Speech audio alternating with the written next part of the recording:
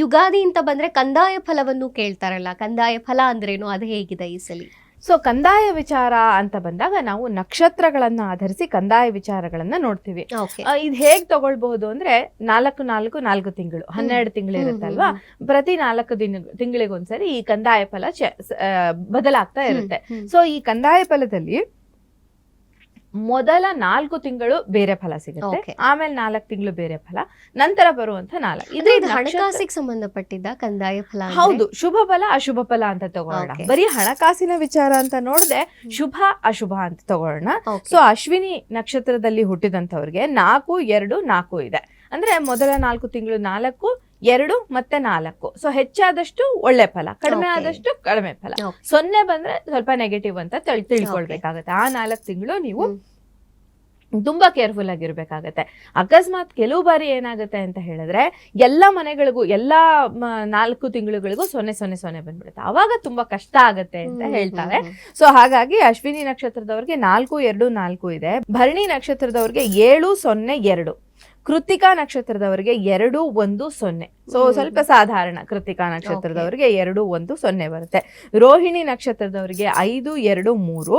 ಮೃಗಶಿರ ನಕ್ಷತ್ರದವರಿಗೆ 0, 0, 1. ಇನ್ನು ಆರ್ದ್ರ ನಕ್ಷತ್ರದವರಿಗೆ 3, 1, 4. ಅಂದ್ರೆ ಮೊದಲ 4 ತಿಂಗಳು 3, ಆಮೇಲೆ ಬರುವಂತದ್ದು ಬರೀ 1 ಪಾಯಿಂಟ್, ಆಮೇಲೆ 4 ಪಾಯಿಂಟ್ಗಳು ಬರ್ತವೆ ಅಂತ. ಶುಭ ಫಲಗಳು ಸ್ವಲ್ಪ ಹೆಚ್ಚಾಗಿರ್ತವೆ ಕೊನೆಯ 4 ತಿಂಗಳಲ್ಲಿ ಅಂತ. ಇನ್ನು ಪುನರ್ವಸು ನಕ್ಷತ್ರದವ್ರಿಗೆ 6, 2, 2. ಪುಷ್ಯ ನಕ್ಷತ್ರದವ್ರಿಗೆ 1, 0, 0. ಸೊ ಪುಷ್ಯ ನಕ್ಷತ್ರದವರು ಹಾಗಾದ್ರೆ ಸ್ವಲ್ಪ ಕೇರ್ಫುಲ್ ಆಗಿರ್ಬೇಕಾಗತ್ತೆ ಅಂತ. ಇನ್ನು ಆಶ್ಲೇಷ ನಕ್ಷತ್ರದವ್ರಿಗೆ 4, 1, 3. ಮಘ ನಕ್ಷತ್ರದವ್ರಿಗೆ 7, 2, 1. ಪೂರ್ವ ಫಲ್ಗುಣಿ ನಕ್ಷತ್ರದವ್ರಿಗೆ 2, 0, 4.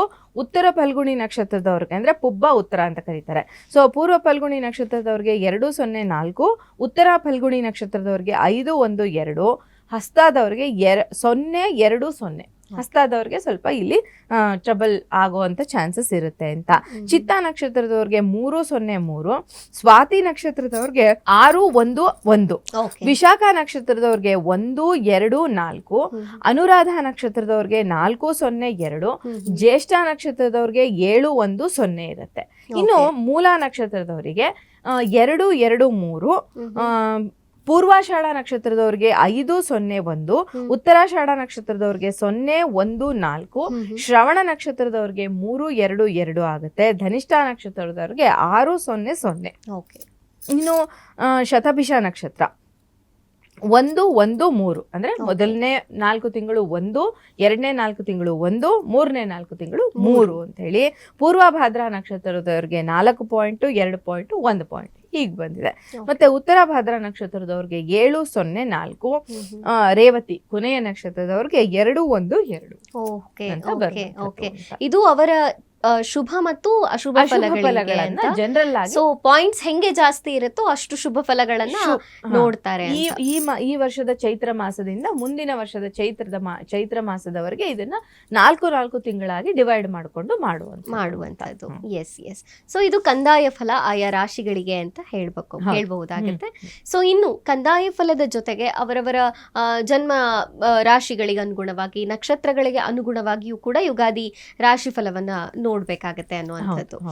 ಸೊ ನೀವ್ ಹೇಳ್ತಿದ್ರಿ ಈಗ ರಾಜ ಮತ್ತು ಮಂತ್ರಿ ಯಾರಿರ್ತಾರೋ ಆ ಗ್ರಹಗಳು ಇಡೀ ಒಂದು ವರ್ಷದಲ್ಲೇ ಪ್ರಬಲವಾಗಿರುತ್ತೆ, ಹಾಗಾಗಿ ಆಯಾ ಚೇಂಜ್ ಆಗುತ್ತೆ ಅಂತ. ಮೇನ್ ಈ ಒಂದು ಪರಾಭವ ಸಂವತ್ಸರ ಅಂತ ತಗೊಂಡ್ರೆ ಮೇನ್ಲಿ ಯಾವ ಪ್ರಮುಖ ಗ್ರಹಗಳ ಬದಲಾವಣೆ ಇದೆ ಅಂತ? ಈಗ ಈ ವರ್ಷ ಪ್ರಮುಖವಾಗಿ ಬದಲಾಗುವಂಥದ್ದು ಇಡೀ ವರ್ಷಾಂತ್ಯದವರೆಗೆ ಶನಿ ಅಲ್ಲೇ ಇರ್ತಾನೆ. ಶನಿ ವರ್ಷಾದಿಯಿಂದ ವರ್ಷಾಂತ್ಯದವರೆಗೆ ಅಲ್ಲೇ ಇರ್ತಾನೆ. ಗುರು ಮಾತ್ರ ತನ್ನ ಸ್ಥಾನವನ್ನ ಜೂನ್ ತಿಂಗಳಲ್ಲಿ ಜೂನ್ ಮೊದಲ ವಾರದಲ್ಲೇ ಬದಲಾವಣೆ ಮಾಡ್ತಾನೆ. ಗುರು ಬದಲಾವಣೆ ಆಗುತ್ತೆ, ಮೊದಲನೇ ವಾರದಲ್ಲೇ ಬದಲಾವಣೆ ಆಗೋಗುತ್ತೆ. ಮತ್ತೆ ಉಚ್ಚ ಸ್ಥಾನಕ್ಕೆ ಬರ್ತಾನೆ, ತನ್ನ ಬೆಸ್ಟ್ ಪೊಸಿಷನ್ ಬರ್ತಾನೆ.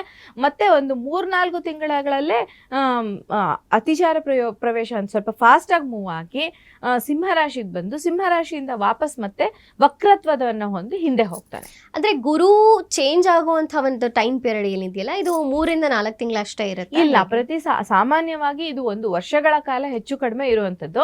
ಬಟ್ ಹೋದ್ ವರ್ಷ ಈ ವರ್ಷ ಮಾತ್ರ ಸ್ವಲ್ಪ ಸ್ಪೀಡ್ ಮೂವ್ಮೆಂಟ್ ಆಗಿ ಮತ್ತೆ ಹಿಂದೆ ಹೋಗಿ ವಕ್ರತ್ವವನ್ನ ಹೊಂದಿ ಆ ಮನೆಯಲ್ಲಿದ್ದು ಮುಂದೆ ಹೋಗುವಂತ ಪರಿಸ್ಥಿತಿ ಈ ಹೋದ್ ವರ್ಷ ಮತ್ತೆ ಈ ವರ್ಷ ಬಂದಿದೆ ಅಂತ ಓಕೆ ಹೇಳ್ಬಿಟ್ಟು. ಓಕೆ. ಅಂದ್ರೆ ಜೂನ್ ಅಲ್ಲಿ ಗುರು ಚೇಂಜ್ ಆಗ್ತಾನೆ, ಹೌದು. ವಾಪಸ್ ಮತ್ತೆ ತನ್ನ ವಕ್ರಿ ಪೊಸಿಷನ್ ಇಲ್ಲ ಹೋಗ್ತಾನೆ. ಇಲ್ಲ, ಮುಂದಕ್ಕೆ ಹೋಗ್ತಾನೆ, Okay. ಮತ್ತೆ ವಕ್ರಿ ಆಗಿ ಅಕ್ಟೋಬರ್ ನಲ್ಲಿ ಬರ್ತಾನೆ. ಕರ್ಕಾಟಕ ರಾಶಿಗೆ ವಾಪಸ್ ಬರ್ತಾನೆ ಅಂತ. Okay. ಕರ್ಕಾಟಕ ರಾಶಿ ಗುರುವಿಗೆ ಉಚ್ಚ ಸ್ಥಾನ. ಹಾಗಾಗಿ ಈ ವರ್ಷ ರಾಜ ಆಗಿರುವಂತಹ ಗುರು ತನ್ನ ಉಚ್ಚ ಸ್ಥಾನಕ್ಕೆ ಬಂದು ಜನರಲ್ ಆಗಿ ಎಲ್ಲರಿಗೂ ಒಳ್ಳೆ ಫಲಗಳನ್ನೇ ಕೊಡ್ತಾನೆ ಅಂತ.